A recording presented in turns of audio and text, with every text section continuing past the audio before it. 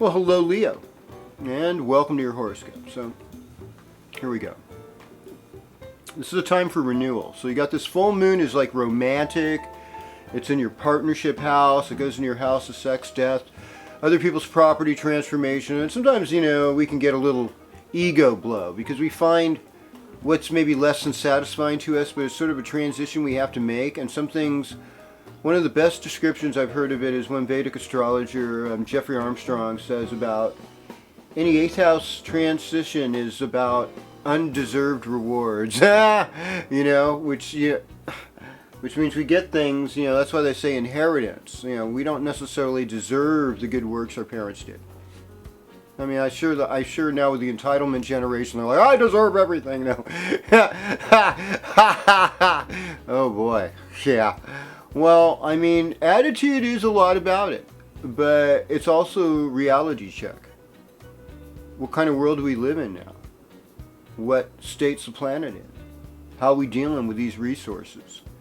And how can I be on top of my game in every one of these situations? Because you like to look good. There's no doubt about that. Okay.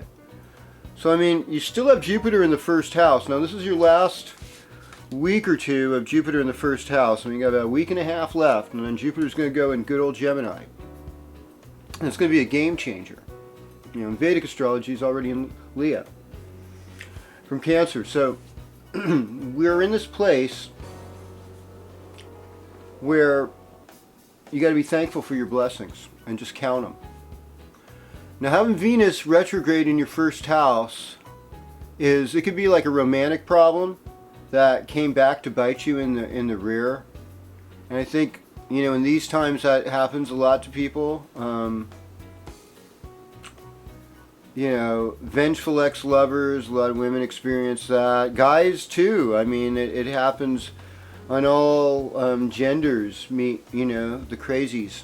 And it's because, we lose ourselves in the act of love. That's why the house of sex and death is the same one, the 8th house. That's where Neptune's at for you. So it's kind of like you have to have a spiritual attitude towards your sexuality. You have to have a spiritual attitude towards death, towards birth, towards any kind of transformational thing that's really out of your control.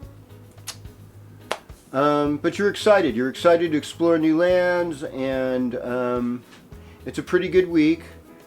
You just have to deal with your secret subconscious aggressions and just deal effectively where you're at.